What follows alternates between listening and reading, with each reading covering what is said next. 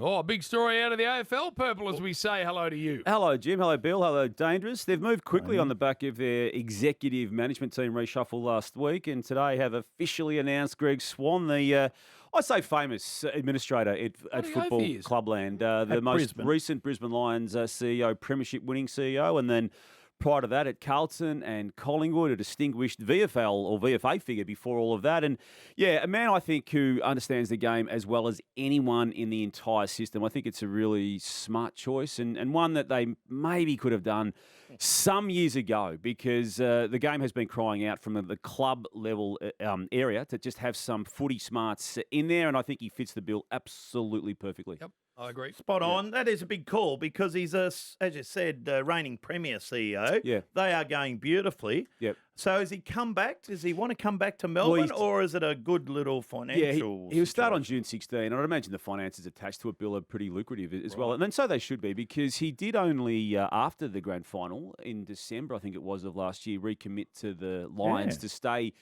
and align himself, Jim, with the Chris Fagan tenure.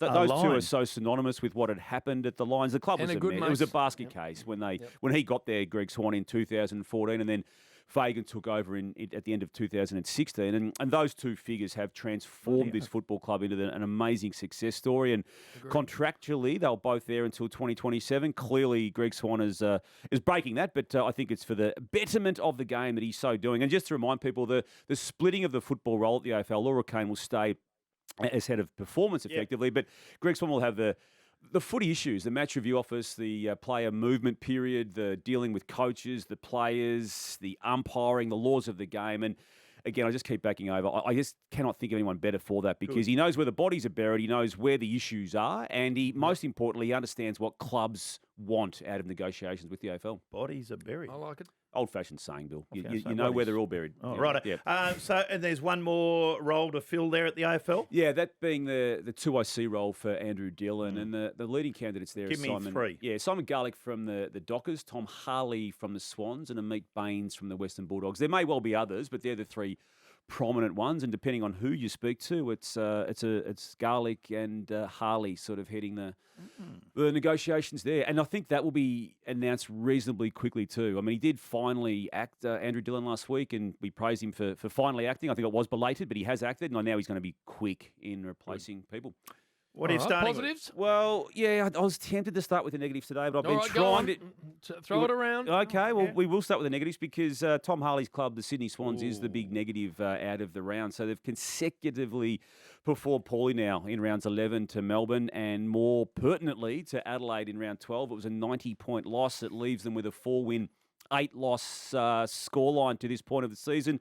We know there's been excuses, Jim, and those excuses are relating to availability. Goulden, Papley, Mills, McDonald, they're the main quartet who haven't got much footy between them. Not 90 points. Not 90 points, no. But and then if you shut down Heaney, Warner and Blakey, which is happening semi-regularly in the last 6 weeks, it's an easy win against a team playing the Swans. So major concerns, and Dean Cox post-match, Jim, as we know, but when you just listen to this now, a couple of days after the performance, you wonder where he's got to go now when he uses these types of words to summarise his own team's performance. No, I didn't expect that. You know, on such a massive night for the footy club when you have a 20-year reunion. You know, for a team that played desperate, uncompromising, ruthless football, and that was that far from it. It was unacceptable and embarrassing. It's as strong as you hear, isn't it, from a coach of his own footy club, and you don't have many times you can go down that particular path, particularly someone who's only 12 matches into his coaching career. So there's a lot of answers to wade through for the Swans, and I do throw in the fact that Tom Harley may be on the way out, if indeed he is the person that Andrew Dillon does choose, because he, like Greg Swan at the Lions, has been so crucial to what the Swans have been about under his stewardship as CEO. So, worrying times for the Swans, which is a surprise given how successful they've been for the best part of, 23, 24 years. Amazing. And they got Richmond this week. Not a gimme, at is it? the MCG. They'll be favourites, quite pronounced, but it won't be a gimme game of footy. There's another concern too, and it's just in the context of the 3-week patch they've had. I'm referring to Hawthorn, the most recent loss being to Collingwood. Prior to that, it was Brisbane Lions and Gold Coast with those losses. But they've got a crunch game on Thursday night against the Western Bulldogs. And then following that, in round 14 on the following Friday, there's a match in Tassie against Adelaide. That fortnight of footy is going to ultimately determine their top 4 chances. If they can just even square it, come out of those 2 matches with a 1-1 scoreline, I think they can then go into their own bye and regroup, because we saw what they did when they got on a roll last year. But I think if they lose both of them, that'll make it 5 in a row. And I know I'm throwing forward here in a negative way, but there's nothing we've seen in the past 3 weeks to suggest that they'll beat the Bulldogs on Thursday, unless they change things dramatically. Well, they have been slaughtered around the ball for the last 3 weeks, and the Bulldogs are arguably the best team in their competition at stoppage and clearance and contested footy. So that alone, they will have to move the needle enormously to even get close to halving that part of the ground with the Western Bulldogs. And there'll be a lot more tackling, I think. They'll. Well, be yeah, more. it's but been we 2 said weeks. that last week. Yeah, I know, but now it's 2 weeks, so you'd reckon it'd be up on the whiteboard. Yeah, Of course it would. it's hard to pinpoint one area because it is across the board. I can't think of one player who's actually playing better now than that player was playing in the last 12 to 14 weeks of last season, Bill. And I mean, some are standing up okay. Jack Ginnivan? Maybe Jack Ginnivan, but maybe he always Jack plays well against Collingwood. He kicked actually. 3 on the most recent match, so and I think Lloyd Meek has battled really well, but he was good last year as well. I wouldn't say he's better than last year necessarily, and the form of the captain is a major concern now. Despite Sam Mitchell being really defensive publicly of him last week, the game he played against Collingwood with just the 4 disposals was amongst his worst this year, and that's not that's saying something because he has been poor prior to that. Melbourne, maybe Gunston too. Maybe Gunston, but he has dropped away a little bit too, and wasn't effective at all on the weekend. Melbourne losing to St Kilda in the Ellis, you give them it out because their previous 6 weeks were good, but what it did do, Bill, was bring back to the surface their scoring and their 7-21 score line. Of the 12 matches this year, Jim, 7 occasions they've actually kicked more behinds than goals. Now, there was one of those occasions was a win against Brisbane Lions, but when you're doing that many times with the history of that, I mean, they arguably lost the consecutive finals in the 2022 and 2023 series on the back of bad kicking. Yeah. Well, it's just the critics problem that doesn't go away. Purple, that it's because they take so many shots from the bloody boundary. Yeah. You know, they enter so wide that when they do take it, now whether that's actually true or not, I don't know. I haven't actually seen a massive amount of Melbourne in the last month. But if you go back over the last 3 years, that's what people who have been critical of Melbourne say. They enter so wide that when they get a shot, they're 50-50 shots at best. Yeah, spot on. Also, they sold that game, didn't they? It's one of their home games. They sold it up to the Alice Springs. Alice Springs, yeah, as North Melbourne is now doing in coming weeks in WA. Do you want the 4 points or you want the 500?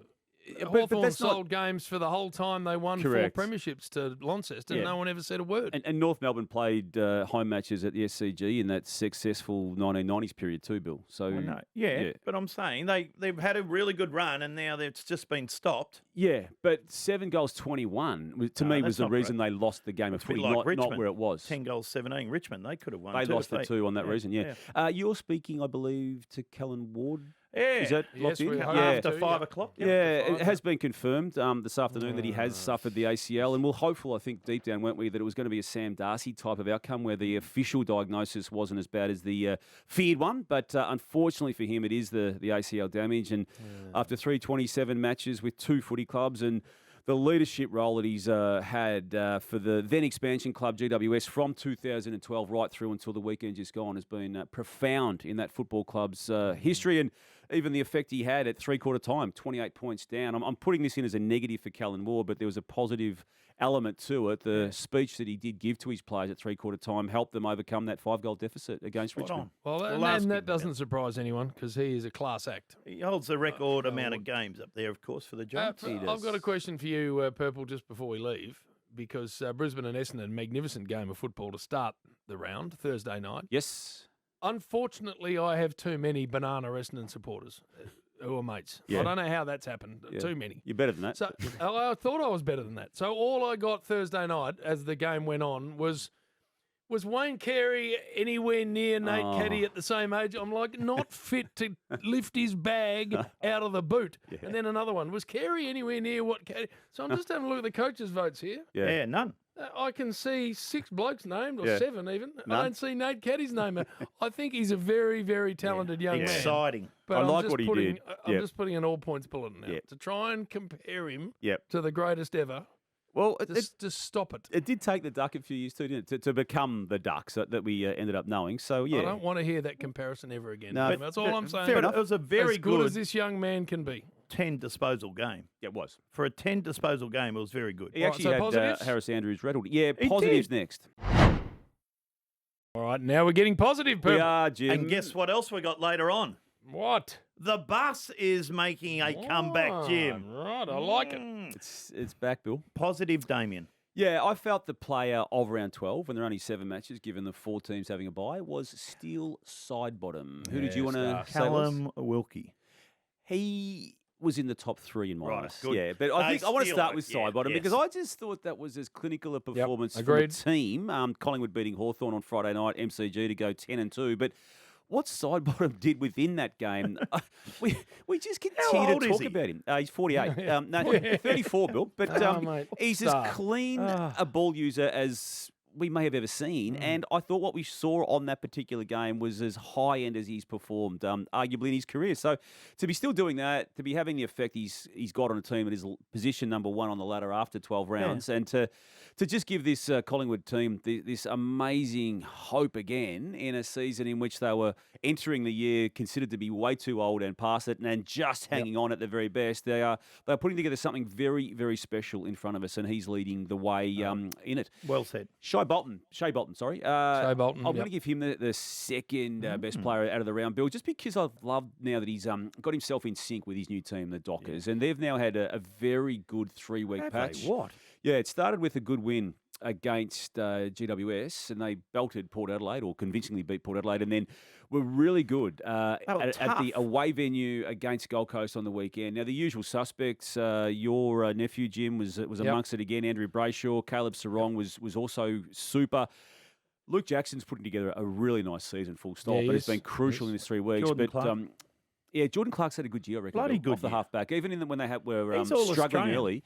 Yeah, he's going to be in a conversation for that. Contention, Yeah, there's Nasai Wangan and Miller may be locked in for that one of those halfback flank roles, but yeah, really good role. But I love what Bolton did, and even just the last tackle late in the game, which where the ball spilled and Jai Amos took it and sealed the game. He's doing everything right at the moment, Shea Bolton, and I think you can just see the identification of him as someone they wanted. They just went and got him, and it worked for Richmond to offload Well, they him. look a totally different team with him, I Yeah, they do. reckon. I mean, they've always had that great grunt, and the players you're talking about, Brayshaw and Sarong, are elite. But suddenly they've got sizzle on the outside of what those blokes do. And when they get Young back, they will be a very, very potent midfield group. Did I see the coach get excited and Yes. run out and that's what we want to see. Yeah. I love that stuff. I from keep getting Justin. told, Bill, he is that way internally. Really? That what we see externally is not I what liked they it. see. Yeah, I keep getting told that. Again, he's clearly been quite concerted in conveying himself that way. But yeah, it's a different Longmuir inside the dressing If they room. get their act together, Purple, they could well.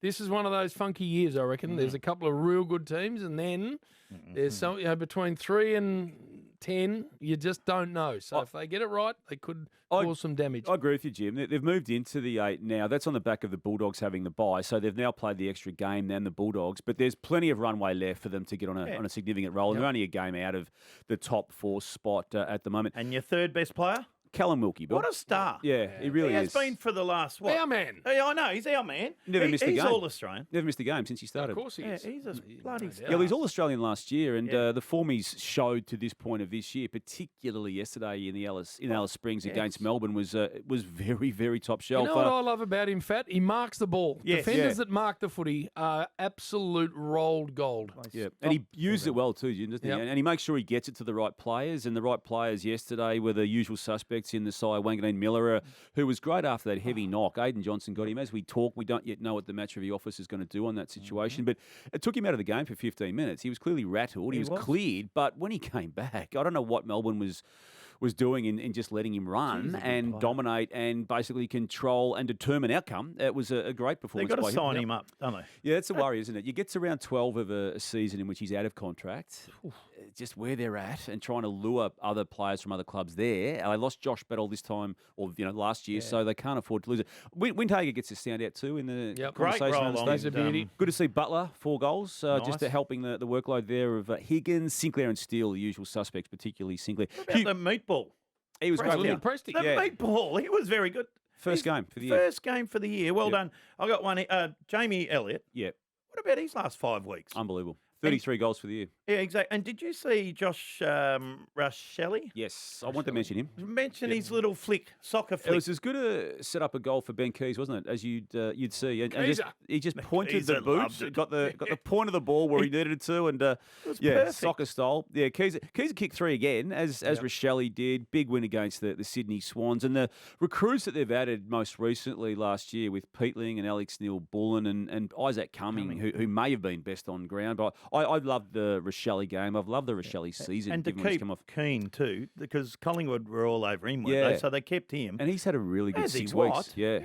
Hugh McCluggage too. I know we're going back to Thursday now, and we talked about him on the Saturday rub. I think we've talked about him every single week this year, and he deserves to be because he's, I think, having his best season of football. And this is a player who's already on 5 occasions placed in the Brisbane Lions best and fairest in those years where they've been making finals. A 2 times grand final performer too, Bill, 2023 and 2024. Star. Yeah, and 4 times, as we know, in the squad for the All-Australian, never in the actual team. I hope he, for his sake, gets it. And the best player in the comp. he is? No, who is? You can still argue it's Jeremy Cameron. No. Well, he's up there. He plays on the same team as Jeremy now. You're trying to tell me Bailey Smith is? Yes. Yeah, he was great again, wasn't he? Yeah. Yeah. How many 3 votes has he got this year? I don't know, From the- Bill. I from mean, the how would we umpires? know? The umpires do it. But he's missed 1 game out of the 12 that the Cats have played. So of the 11 he's played, has he got a standout 3? I think he's been a standout in 9 of the 11 good point. amongst the So conversation it could about be 1, 2 or 3. Yeah. And even I think yesterday where he had 25 at half time, still finished with 38, which is a big number. I know that. I love but Bailey Smith, but I still have Marcus Bontempelli as the best player I've still got in him. Who the would you called the game, Jim? Who are you giving 3, 2, 1 to yesterday? Last night. Holmes, I thought, was when the game was on the line, was the best. He is extraordinary, Max Holmes. I love what ran he does. himself. He did. Ragged, He yeah. played- he actually couldn't he go nearly after had half-time. 800 metres gained in a half. Now, Purple, we're behind, so the bus. The bus. Here, hang on. Ready to start it up? Oh, Hang on. it hasn't gone just for a got- while. Buggered a while. that bus. Yeah, well, we need to get it serviced because it's got a bit of a trek in front of it. How far? It's going up the Hume, Bill. Up the The Hume. bus now that's back in action is going up the SCG. Hume Highway straight to the SCG to deal with the Coxie Dean Cox won't- he 4 won't win. enjoy that.